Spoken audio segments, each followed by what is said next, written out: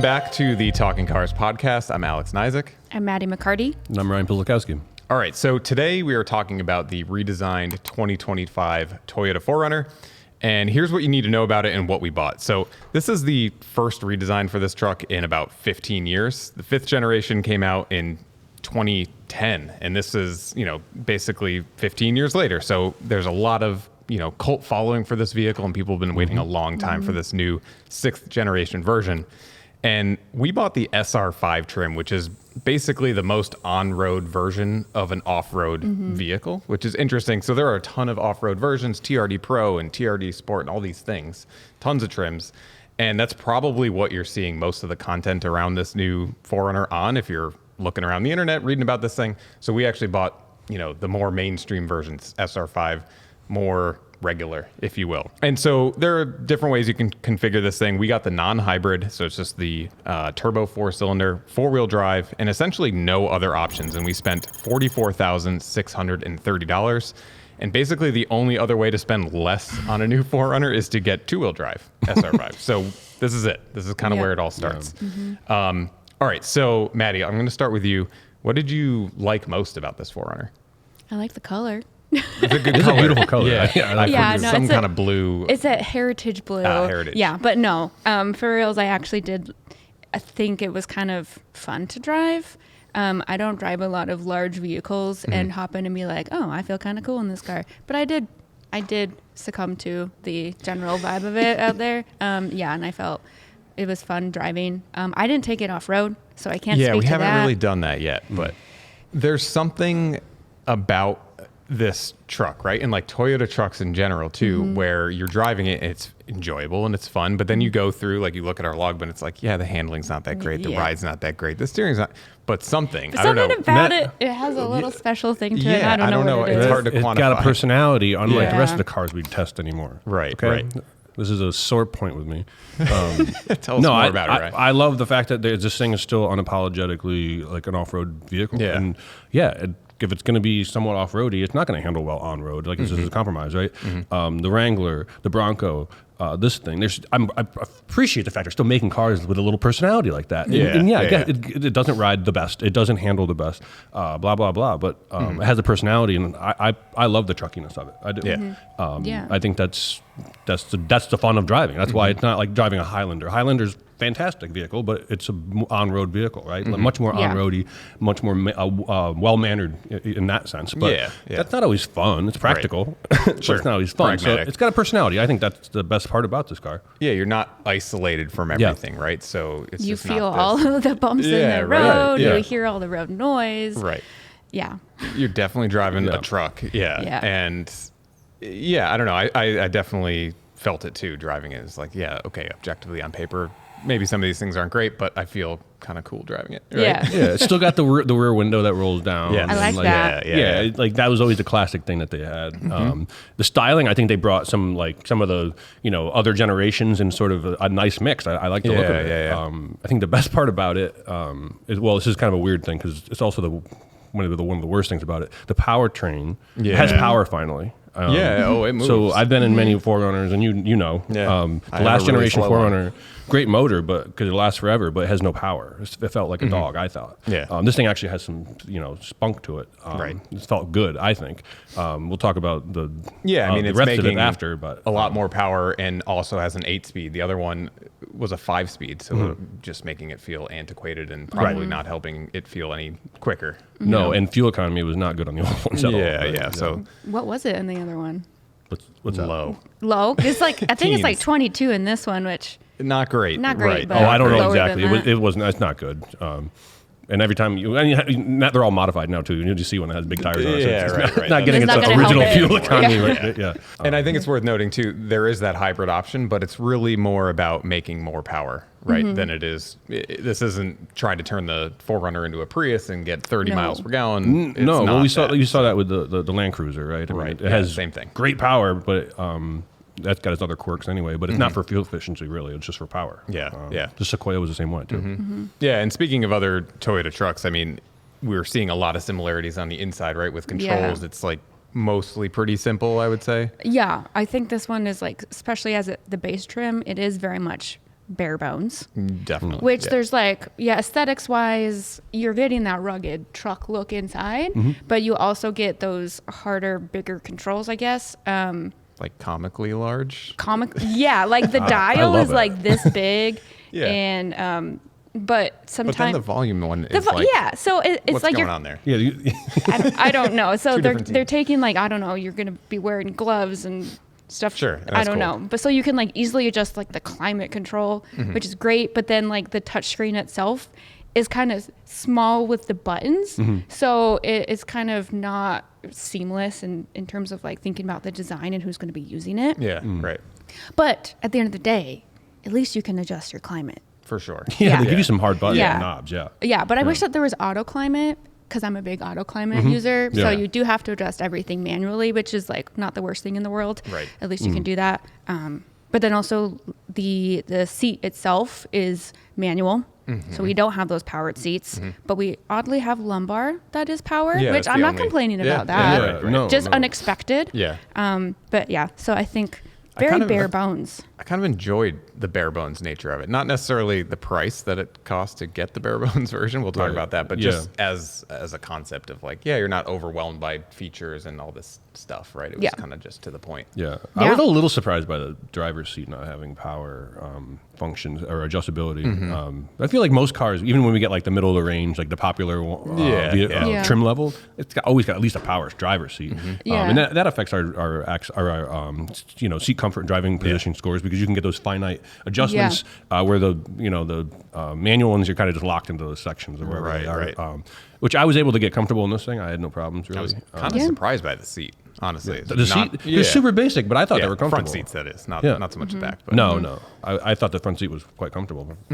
For a simple seat, there's nothing special about them, but they just hugged me well. Yeah, So- right. That's good. Yeah, agreed. And I thought, because we bought this on-road trim version, things like, it's not a quiet vehicle in other ways, but like road noise was decent because these are highway tires instead of these crazy off-road tires. I should say we did get to sample the TRD Pro, which was like a totally different Yeah, type of yeah, experience. And then things like access, right? Getting in and out of this because it's lower to the ground, doesn't have the lift kit on it that some of the other versions have. So it wasn't too bad as far as getting No, in I and out. thought it Still was high okay. up for shorter people Yeah. like myself. Yeah, it's Yeah, well, not. that body But on frame. it's not unreasonable. Right. Yeah, but just look at that body on frame. Like you're gonna have to step up that awkward little bit, right? Like the Tacoma. You know, Yeah. it's not the the unibody. Like the Highlander's got a lower entry point, right? Right, Mm-hmm. right. But that's just the nature of the type of construction this vehicle is. Yeah, so. right, right. Yeah, and it is sharing, a lot with other Toyota trucks. Now we talked about controls, but this frame, this TNG, whatever platform is now shared with Tacoma and Sequoia and just, all these other trucks. So there's a lot of similarities going on. So I don't know. It's interesting. The 4Runner feels kind of wide, and I'm wondering if that's somewhat of that platform sharing. Like it's shorter. It hasn't grown too much in dimension compared to the last one, but in the width, you're just driving it. It feels kind of substantial in terms of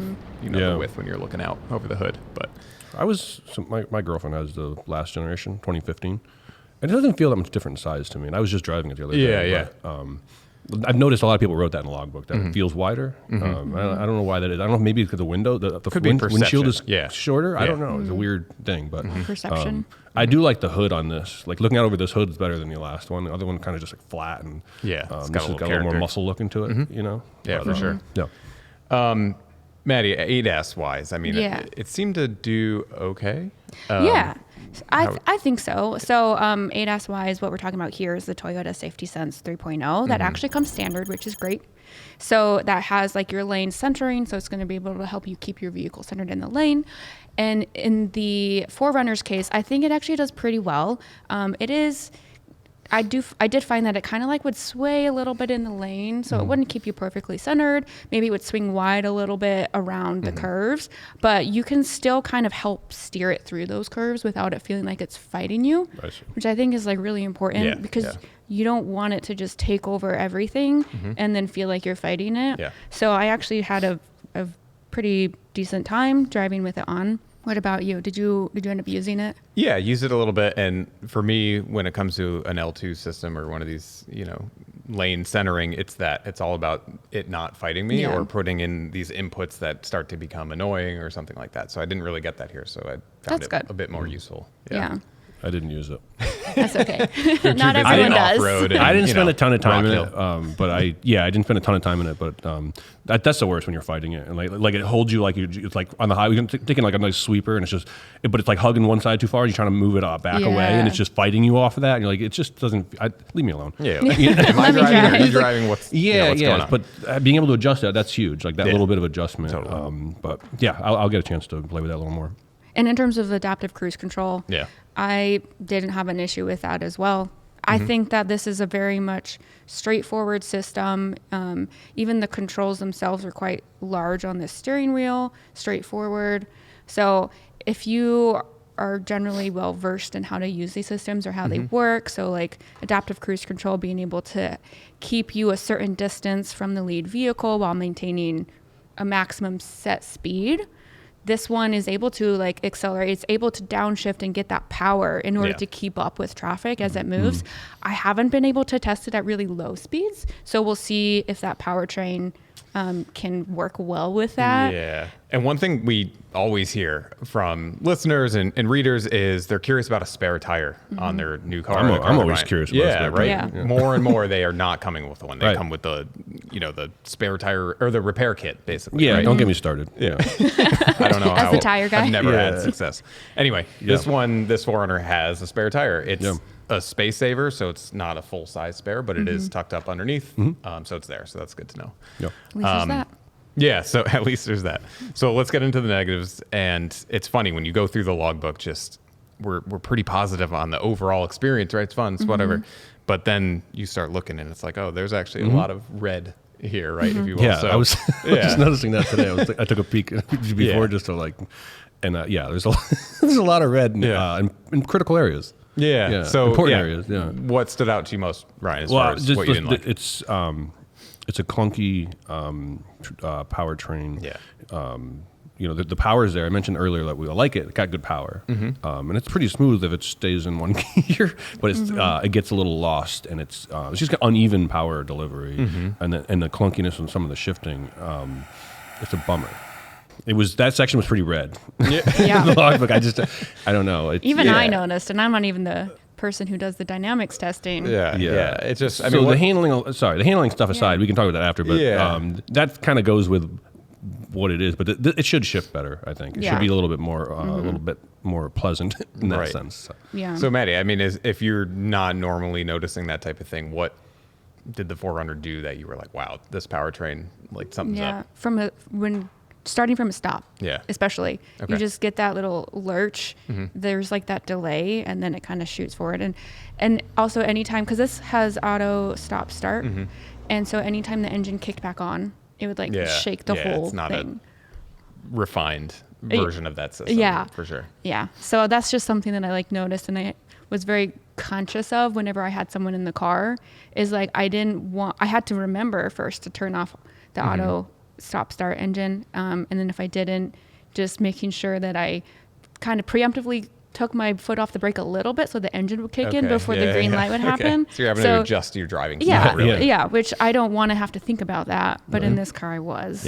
So it did take a little bit away from the driving experience, like you were saying. I get in a habit. A lot of cars just turning the stop start off. Obviously, I experienced it here or there, but and this is a car that you want to turn it off in because of that. But I don't know. I felt like they just could have done better there. I was actually putting it in eco mode, the drive mode, just to like I read that. Relax it off the line. Yeah. Not only was the start stop jumpy, but just the tuning of the accelerator pedal just it was easier to be smooth if I put it in a duller mode, basically. That's a good tip. Yeah. So Ryan, you mentioned the ride and handling, right? Yeah, it feels trucky and it's fun, but objectively not the greatest. Well, listen, it's not gonna have high scores in our handling assessment, right? Or even ride, but and that's the nature of this kind of a trucky vehicle. I'm not gonna harp on it too much because I also like the truckiness stuff, right? So you get a little head tossing, it's got some bounce to it. I did think on like secondary ride, like some of the, like just straight up impacts were soaked up reasonably well. Yeah, not too much like shudder, the body on frame. Some vehicles sometimes when you hit something like that because they're stiffer, they'll just the whole thing kind of shudders. It doesn't feel the do steering column Yeah, shake. it didn't do that bad. I didn't think. No, it was okay. But it's got some body roll and certain undulations in the road. It kind of tosses you around a little bit, but it's going to because it's that type of a vehicle. I think. Yeah. And to a point. I mean, sure you could make it a little better, perhaps, but yeah, I mean that's the downside to this type of vehicle and this vehicle, right? Well, and I think, I don't know, you're naturally going to, I would think, compare this against something like the Bronco and the Wrangler, right? With the Wrangler being kind of the most extreme option as far as the off-road capability and all that stuff. Bronco, in my opinion, maybe somewhere in the middle. This is probably the more refined, More civilized, civilized version. Yeah. And it kind of has always been that way. Yeah. Like still giving you that off-road capability. But, Yeah. you know, the roof doesn't come off, so it's a little quieter. It's not. Yeah, it's no. Yeah. The price, right? This is not an inexpensive vehicle. I mean, we paid, what was it, about $44,000, almost $45,000 for this base trim, right? And I think you get in and, okay, yes, you're getting off-road capability and kind of the look and feel. You're buying into this club a little bit. But the fit and finish, I was like, this is not. I was kind of surprised. Yeah. It has like gray seat covers. And in my head, I'm like, this is a very off-road, intended to be like rugged type of vehicle. Yeah. But the soft cloth that is lighter, I feel like it's going to get dirty so quickly. Well, do you remember our Tacoma? Our Tacoma had those light colored seats in it. We had to steam clean them. They were before we got rid of it. It was awful. Yeah. And it's not like I totally agree. off-road all the time. Yeah, I totally agree. Like, and this is even more off-roady in a sense. And it's comfy seats, but they're not going to. Well, they should have been at least a darker color. Yeah. yeah. Try and hide the dirt. Right. Yeah. And I was just, I don't know, like, yes, there's a ton of plastic around, but and that might be a more rugged choice than covering things in leather or whatever. But just the feeling of solidity isn't necessarily there. There's these grab handles on the center console, for example, or the door pull. When you pull on it to close the door, it's like the whole thing flexes, and it's just not what I would expect for the price or this company The putting. type, I don't know. Yeah. I struggled with the price a little bit. I mean, what's the average price for a new car today? It's right around 40. Well, it's almost 50. Or, I'm sorry, it's upper. Yeah. Yeah. So it's like, it's a Toyota. It's a 4Runner, so it's got a little bit of a cult following. Right. Yeah. I didn't think the price was too out of line. Yeah. It should be better interior fit and finish for sure. Yeah. But I mean, you're gonna pay. You're gonna pay that for? You're gonna pay more for a Wrangler or a Bronco. Sure. You Well, know? and the Bronco's not put together that well. Let's be real. Right? yeah, none of these things are necessarily like top of the the class for fit and finish. Fit and finish should have been better for the price, hands down. But that wasn't like where my head went initially. Sure. So, well, and that's fair, and I think it's just as you start, climbing the trim ladder, if you will, or adding options, right? It just gets out of hand pretty quickly. I don't remember the exact cost of that TRD Pro that we got to sample, but it was. It's up there. It was up there. Yeah, the jump from like the trim that we got up to the next one is like over 10K.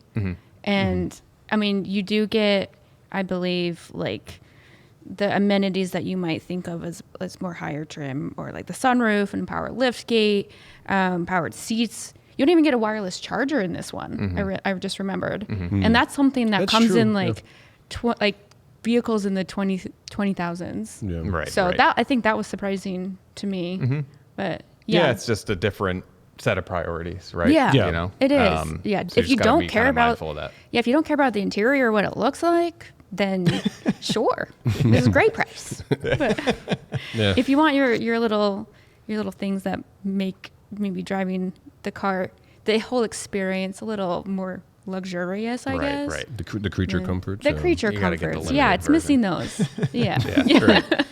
Right. I'm curious if either of you paid attention to or looked at the seat folding mechanism. Like, there's a lot of talk online with 4Runner people that they're kind of upset with the way Toyota redesigned the second row seat folding. I didn't. Because it doesn't really fold flat with the rear cargo floor. You have to flip the whole seat up, right? And so it kind of takes away from your cargo space, or if you leave it in this folded position, it's no longer flat. When the older ones kind of up on weren't an that angle. way. Yeah, it's almost like, because you can get a third row in this, and so I think they, rather than offering two different styles of second row seats like they did in the past, it's one seat, right? Presumably to save costs and manufacturing, all that. So now if you don't have that third row, it doesn't really make sense for the seat to do what it does. But I don't know, something to be aware of if you're gonna be, filling up the cargo area or car camping or something like that, right? Yeah. Which is a popular thing with these. Yeah, exactly. So kind of a curious decision, but all right. So to wrap this up, would you, think about buying the 4Runner yourself or suggest it to friends, family? I mean, where does it stand for you as far as, cross shopping and recommending in this type of category? Ryan? So not this powertrain. I would maybe. Well, I'd like to try the hybrid just to be. I was just curious. I mean, they didn't do that great at a Land Cruiser, so who knows what this would be. But I'd be curious to try that. I like the idea of it. I do, but it falls short on everything we just said. Yeah, so I won't be recommending it to people, especially his first year of it. Major redesign. Yeah, sure. The rule of thumb, even if you're Toyota, you don't buy the first year. Yeah, just see what happens with it. Maybe they'll make some adjustments based on what we're whining about right now. Who knows? So I do love the look of it. I think they did a nice job in the styling, and it's going to be popular. I mean, I've already seen a bunch of them driving around. Yeah, same. Yeah. I don't know, Maddie. What do you? I agree. Yeah. Yeah. I think it looks nice on the outside, and I like the idea of it. I think it just needs a little bit of more refinement before I'm like, yeah, this is a solid car that I think that my family or friends should buy if they want it. But if you're a huge fan, Yeah, I mean it's definitely improving on some things, right? I think it's more about, for me, it's like, do you really want an off-road focused SUV? Like, let's start there, regardless of 4Runner or that's a very Wrangler good or point. whatever, right? Yeah. It's like, A lot let's of figure people- that out. No, that's true. A lot of people they want a Wrangler, and they get a Wrangler, and you gently try to tell them like it's fun, but over time it gets a little tiring. Yeah. It's not the most. And a couple months later, they're like, and but still love it because it's fun, But it's sort of like this is that same vein, maybe, right? A little more civilized, but Yeah, still, exactly. Over time, I don't know. You might get a little tired of it, but, especially if depending on where you're coming from. If you're coming from a more civilized car, like a Highlander or something like that, you're going to be exhausted. Right. Well, the good thing is that Toyotas tend to hold their value pretty good. So if you're ready True. to sell it, it's like you probably do pretty well. So you have your own 4Runner. I so I'm do. wondering what Full you disclosure. think about this. Yeah, you're this a sixth purist gen. technically. Yeah. I guess. I mean, I have an old one. It's 2000. So I don't know. This one's not a manual, so. That's true. Can't go back from that. Can't But compare. no, I mean, it's cool that it still has like the roll down window and stuff. And I think in some ways my 25-year-old one with some modifications and whatnot rides a little better, and like it's a little smaller and things like that. But I felt like I was driving one based on my experience. So that was pretty cool. Good. Yeah. Oh, that's it was good. still fun to drive. All right, so let's move on to our audience questions. And, as always, you can submit questions to cr.org/talkingcars, written or even better, video questions. They're all good. So our first one comes from David from a place in North Carolina that I cannot pronounce, but we did look, and at least on Google Maps, it shows up when you type it in. It's a real place. So anyway, you can probably see it on the screen. So David says, I have a 2025 Honda CR-V with 3 driving modes: normal, Econ, and snow. I know what normal and snow are, but what is the Econ setting for? When I switch it from normal to Econ, my engine revs do not change. So what does the Econ setting actually do?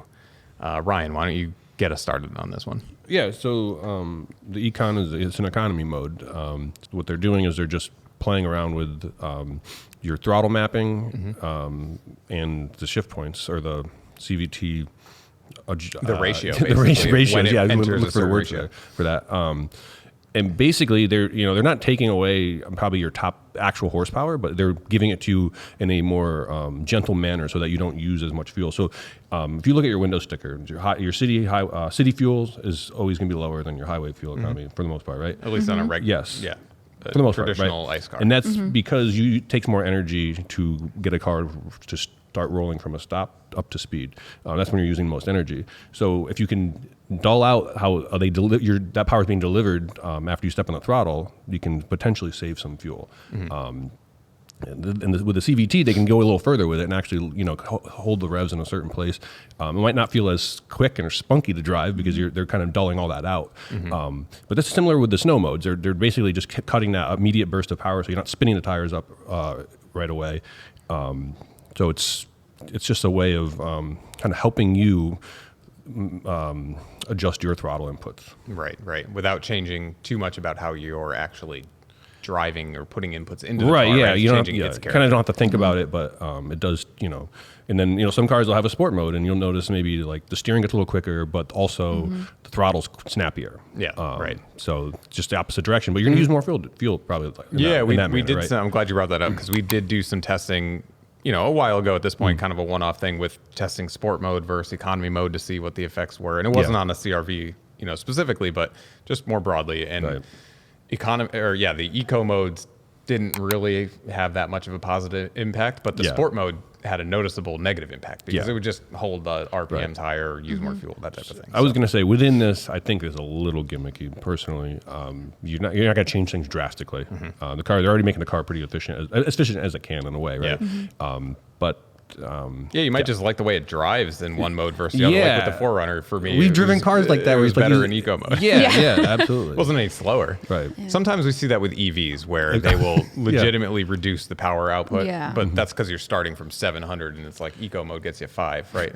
Both are ridiculous, but less so with a traditional car like this. Our second question comes from a person in a much easier to pronounce place, Rob from Arlington, Virginia.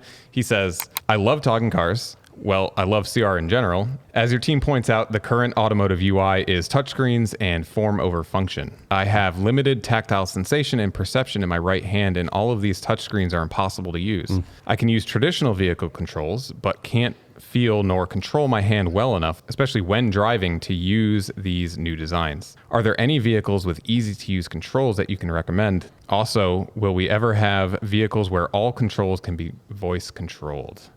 All right, Maddie, we're going to start with you. I love this question. Yeah, it's great. Because this is something that we talk about not only a lot here, but we also hear a lot of chatter about. And there's also in the news talk about how people are wanting to go back to these physical controls that the cars used to have, because now they're being replaced and have been replaced with a lot of touch screens or even touch capacitive controls or panels, which make it really hard to use while you're driving because you can't just feel for it and you have to look to make sure you're pressing the right button that you want. So to answer Rob's question, it really depends on the vehicle itself and even the trim. But in general, lower trim vehicles tend to have these controls that you can use without looking. So the dials and the buttons. I think this is coming about because the industry sees right now touchscreens as more luxurious. These touch capacitive controls as something that maybe people wanted, but they thought that they wanted. But now we're seeing companies realizing maybe people just want to be able to adjust their volume without looking. And so we've heard this from a few brands like VW, Subaru, their new 26 Outback is going to have their climate controls back as hard dials and buttons, which is fantastic. Yeah, that's awesome. Brilliant. So we're seeing this trend. Who would have thought? Brilliant idea. So it's good that we're going in this direction. Definitely. So the scores that we give to cars, the higher the score, obviously, the more usable it is, which means it's more likely in general to have these physical buttons and dials. And so the vehicles that tend to score higher, and I swear we aren't sponsored, but Honda tends to score really high. And it's because they have the physical buttons for the temperature and for fan speed, for volume. Most things that have to be controlled in the touchscreen, you can also use the buttons on your steering wheel. Right. You have a traditional shifter. You have traditional stalks on the steering column for windshield wipers and headlights. Right. So those are going to be really easy to use, most likely. There are some other cars up there, so more than just Honda. The Honda thing, though, real quick. Yeah, go ahead. It's like a little treat for me to get in a Honda because it's simple. Like, Yeah. what's the Yeah. one we did the passport? We just Yeah. I got in the other day and I was like, this is so nice. It's Like, Yeah, I because can not use only are everything. they like it's just back to like it's like Yeah. going back in time, but it's like a modern car, Right. Yeah. But it has those things. So Yeah. It's just not the thing that we need to be messing with necessarily. And Right. like, it's not just that they're physical controls; they're well laid out. They're Yes. where you would expect, and they work well. right, all and that, it's Yeah. right? but it's funny because it's like that's where they were. They used to be there in that place. Like, why did we get away from it? Anyway, Yeah. keep Well, going. maybe we needed the perspective. Yeah, of well, being that's just- terrible. we We had to didn't take know a full what we circle. had Yeah. until we lost it. yeah. Exactly. So to add to the list of more than just Honda, so for Nissan and Mitsubishi, there are some really good controls. Now, it's funny because and it kind of goes in line with what we were talking about before, but the older versions, the older system of Nissan and Mitsubishi, those are easier to use. We've scored them as. So there's newer ones like the Aria and the Murano that we've scored lower because those are starting to incorporate those touch capacitive buttons, and those are harder to use. So like I said before, it really depends on the vehicle within each manufacturer. Hyundai and Kia are up there as well.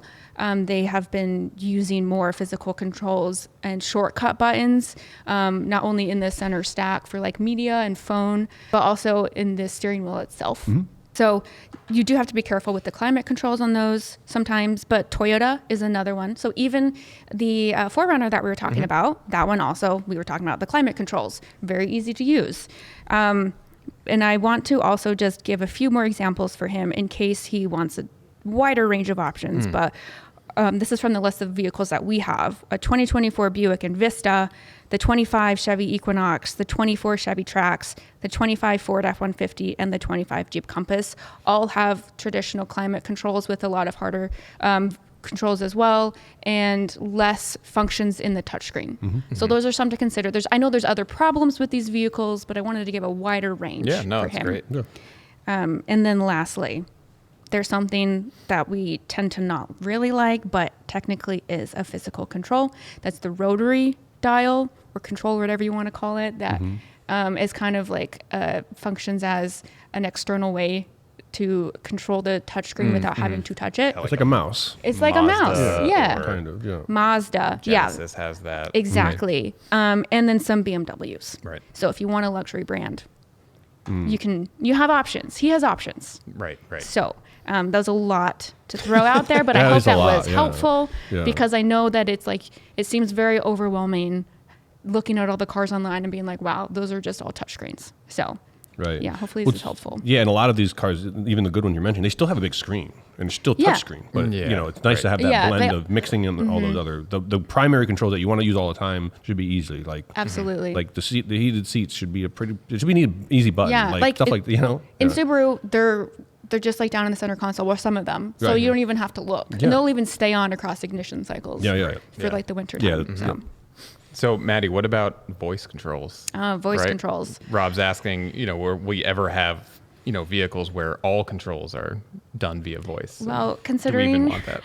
considering that we have Tesla that is like almost entirely in the touchscreen, we Yeah. might also go in that direction with voice controls. Except for I think that consumers now have the power with what they buy, and so if there are vehicles that have like really good voice systems, people might be buying those more. Or you always can, express whether or not you want these controls, and hopefully manufacturer will listen. We listen. We actually interview, or we survey our members and ask them about like, how often do you use voice controls and Right. what do you use them for? Do you like them? So we're seeing still there's a very broad spectrum of the capabilities of these voice systems. We still have ones that are very strict and rigid with the commands that you can give it, where it will take you play line by line of what do you want to do? Where do you want to go? What's the city? What's the state? Yeah, What's the it's zip tedious. code? Yeah. But then we also have vehicles that are putting Google Assistant and Alexa in the cars, and then that's just very natural speech. So you have the full spectrum. And they're also like Mercedes and other vehicles, you can start asking for like the heated steering wheel to be on. So I think there's quite a high chance of that happening. It's going to take a while, especially perfecting it so that it can understand, process natural speech. But with AI, that is really taking it forward and accelerating this. So I think that it's quite a real possibility. Yeah. And just hopefully not as a substitute for Yes. good controls, right? Because Right. in doing those surveys and talking with people, it's choice, or having the options for multiple ways of interacting with these systems is always positive, right? So a good set of physical controls and also a capable voice control Yes. system would That'd probably be be fantastic. pretty decent. Yeah. Yeah. Awesome. Thank you. So that's our show. And just as a reminder, cr.org/talkingcars to submit questions. And thank you for watching, and we'll see you next time.